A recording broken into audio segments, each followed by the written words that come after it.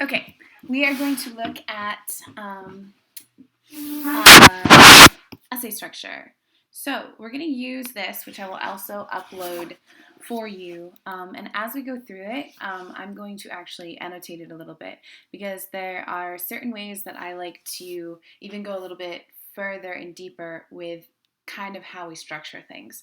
Please note this very kind of rigid structure is something I want you to move beyond. But I really believe that we need to start somewhere as far as organization goes. And so this is where we're starting, but hopefully we break and move beyond this, okay? Okay, and we can talk more about what that means in the future. Okay, so we've got the sample essay. First, this, the fact that it's in different colors. Please note that is annotation of it. That's the person instructing on this saying, labeling the pieces, right? Your own essay will not have different color fonts when you hand it in. However, it will be structured in this way. You should have your name, my name, the class, and the date in the top left-hand corner double spaced. And then you should have a centered title. From there, you're going to do 12-point font, Times New Roman, double spaced, okay? There are, if you're struggling with how to use Word docs or Google Docs, there's plenty of tutorials online of where all the tools are in order to use those things, right? So I'm not going to spend the time on that right now, but if you do struggle with that, please look that up. Also know, a lot of folks in their info sheets talked about not always forgetting formatting, like what the rules are as far as the size of the font, right? You can generally always find a sample of what it should look like. When I'm writing academic papers, I still do that. I still just look for a sample because that's the easiest way for me to learn. Also, feel free to shoot me a question, but I want you to get used to, as learners, answering your own questions as well. All right, so let's dive in. Remember that in your syllabus, towards the end of it, you have a sample of essay structure. That's what we're going to be basing this off of. So an essay is 3 parts, right? It's an introduction, a body, and a conclusion. The way those parts can look varies depending on the style of the essay, the genre of the essay, the purpose of the essay. However, you do need those 3 parts. What we're looking at now is just a very simple, straightforward literary analysis essay, which is what you'll be writing in this class. However, if you were writing a personal essay or an essay that brought in some research and also some reflection, right? Or an essay that was telling a story, a personal essay exploring a story with a moral, you wouldn't necessarily use the same format, but you would still need to have that central point, right? You still need to have that thesis that everything comes back to. You'd still need to kind of defend and prove and explore that thesis, right? So even though this structure is pretty rigid, that skeleton can be applied to many different forms of writing. Mostly you need organization and you need to have your thoughts connect to one thing. There needs to be a centralizing aspect to the essay. So that's the main takeaway I want you to have. I use this essay because it is simple and straightforward, but this is by no means exactly what I'm expecting of you. I'd like you to expand from this format a little. All right, so let's go over the intro, the symbolism of the conch. For centuries, philosophers have debated the question of whether man is innately evil. William Golding poses this question in his realistic novel, Lord of the Flies. I would call that our hook. This is called The Attention Getter by this person who annotated this. It was not me, but I'm going to name that the hook, which does get the attention of people, and it brings in this big idea. Like your essay should start broad and then become narrow, and then at the end go broad again, like an hourglass, right? Set on a tropical island during World War II, the novel begins when schoolboys from Great Britain are being flown to safety and their plane is shot down. No adults survive, and the boys are left to govern themselves and get rescued. This is not labeled in this essay, but I call this background information. The reason I think it's important to note that it exists and to give it a name is because sometimes we do not give background information or not enough. Then we find ourselves in the middle of an essay, a literary analysis essay, where we're analyzing Chekhov's The Lady with the Dog, and we're introducing a character that we never mentioned in the introduction, and suddenly we have to do so much work. We have to backtrack, we have to add things in, right? So what you're doing is you're building a world with your essay, and you want to make sure your reader understands what that world is. So if you're talking about someone else's book, whatever you're going to argue for your thesis, whatever information we, your reader, need in order for that thesis to be clear to us needs to and should be in the introduction. However, it should not be long. William Golding's book, I don't know how many pages it is off the top of my head, but it's an intense book. It's long, right? This is 2 sentences. 2 sentences give us the background we need to know in order to understand this essay. William Golding uses symbolism in the form of the conch to represent the concept of society. The boy's evolving relationship with the conch illustrates Golding's theme that humans, when removed from the pressures of civilized authority, will become evil. All right, this is the thesis. This is the thing that is going to unfold and be proven throughout the essay, okay? The thesis statement should be original. It should be something you have to defend. Your thesis statement cannot be the sky is blue. It needs to be beyond factual, right? So it generally has an element of opinion. I could argue and write an entire paper arguing against this thesis statement. That's what makes it a good thesis statement. However, you can't have a thesis statement that's just insane. Like, your opinion can't be something that makes no sense. That's not an appropriate thesis either, right? So it has to be a position you can take and prove. All right, moving on to our body. So this was our intro. Let me actually label all of this as introduction. Okay, and now we get to the body. This is our first body paragraph. You'll notice these indentations would not be there if these notes weren't here, okay? So yours will not look like this. In the beginning, the boys view the conch as an important symbol that unites them and gives them the power to deal with their difficult situation. There should be no period there. Okay, so topic sentence. Tells the reader what the section of the paper will be focused on and its main idea.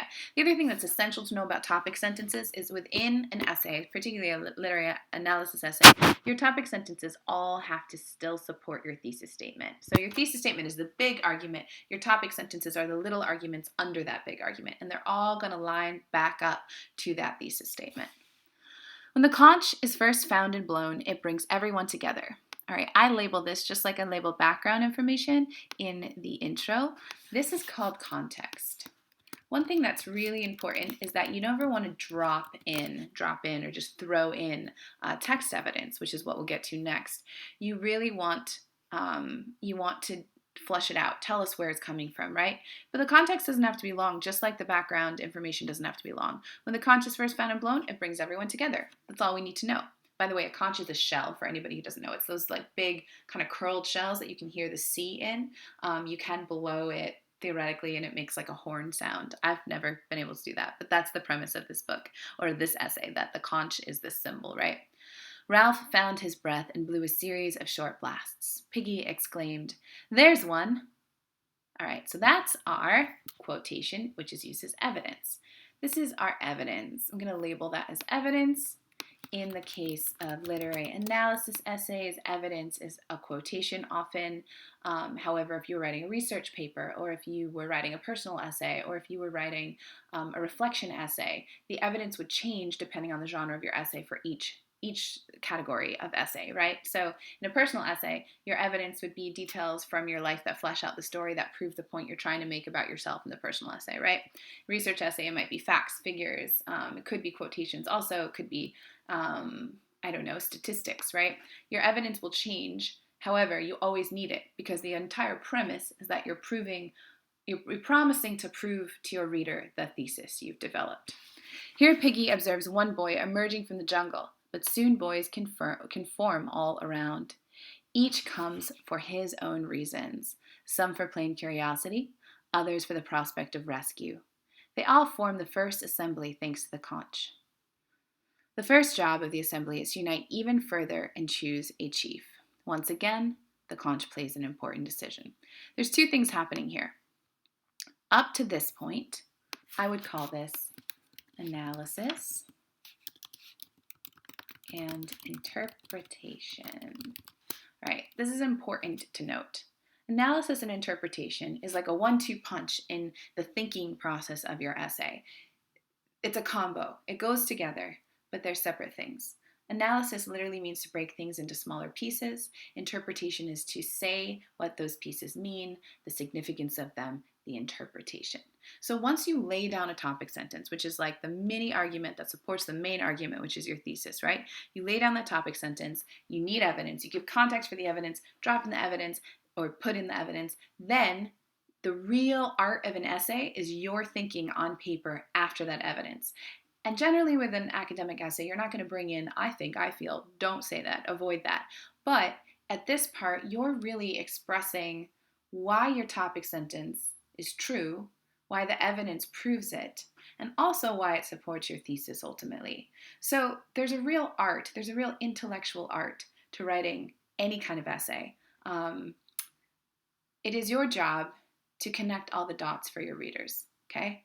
So an essay is a constellation of your ideas, but a well-written essay, we can see the lines between the points that make the shape. So here Piggy observes one boy emerging from the jungle, but soon boys can form all around. I would call that analysis. It's pointing to one specific piece of the evidence. Each one comes for his own reasons. Some for plain curiosity, others for prospect of rescue. They all form the first assembly thanks to the conch. So each one comes for his own reasons. This is the writer coming in and interpreting, saying what that detail means. That the fact that they come is important, but why they come, the interpretation of it, the meaning of it is also important. And those two things are really working well together in this analysis and interpretation. This is not tricky, but it's important. I would call this context 2, because what do we have in this body paragraph? Oops. We have 2 pieces of evidence. When you have 2 pieces of evidence, you need everything that goes with evidence. Context before it, analysis and interpretation after it. All right. Once again, the conch plays an important part, or the first job of this assembly is to unite even further and choose a leader or chief. So we're suddenly getting a little bit of context, background information for the next thing we're going to learn. It is Ralph who's chosen to be chief, and the main reason for this is because he holds the conch. When put to a vote, the boys exclaim, "Him with the shell, Ralph, Ralph, let him be the chief with the trumpet thing." I would call this context as well. And this we shall call evidence. And now we get what? Analysis and interpretation. All right, here's this cue word, this signal word, because. Because is a word we use when we're trying to explain something. So you know you're about to get analysis and interpretation when you see because. Because Ralph possesses the conch, a symbol of power and authority, he is chosen chief. Thus, at first, the conch is an important object, bringing civilizing influences to the boys as they work together to make the best of a bad situation. All right, so because Ralph possesses the conch, a symbol of power and authority, he is chosen chief. This tiny little sentence does 2 things. It is both analysis and interpretation. And why is that? Because we're getting a specific pointing to a specific thing, which is Ralph possessing the conch and him being chosen chief. But then we're given some interpretation. So it's not that he's holding a random object, it's that the conch has already become the symbol of power and authority, and that's really important. All right, and then finally we have our closing sentence for this body paragraph, okay? Our closing sentence should do 2 things always. It should close out our argument. Our mini argument here is the topic sentence, but it should also reflect the topic sentence. So it's closing the mini argument you're making in this topic, in this body paragraph, right? But it's also touching back to the topic sentence to kind of remind your reader that what you said at the beginning is still true. Okay, so let's compare these two sentences. Our topic is, in the beginning, the boys view the conch as an important symbol that unites them and gives them the power to deal with their difficult situation. And our closing is, thus, at first, the conch is an important object bringing civilizing influences to the boys as they work together to make the best of a bad situation. What do we have? We have a timestamp. We have in the beginning, and then we have thus at first. We have symbol, the conch is a symbol. We have the conch is an important object bringing civilizing influences, right? It is a symbol of what? It's a symbol of unity and power, right? Here we have its civilizing influences and they work together as unity, right? So the writer did not repeat anything, but they're still saying the same thing in a really elegant way. All right, I want to end this because I want to just focus on, I think we should come back for a part 2 next week. So right now, I want you to really think about what goes in a introduction.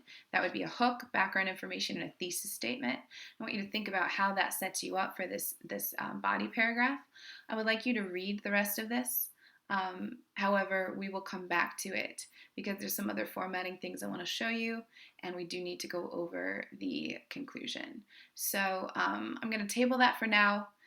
Please note also, for anyone who was giving me a whole block text, right, without breaking up your paragraphs while you were writing your response, every new idea you have is a new paragraph. Each paragraph should only have one central idea. So when you're moving from one idea to the next, make sure you really flesh out that idea, you really are proving it.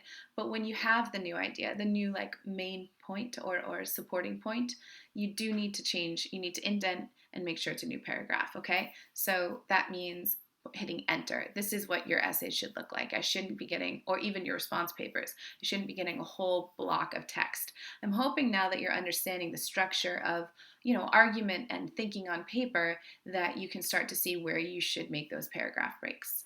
Okay, I will see you in a minute.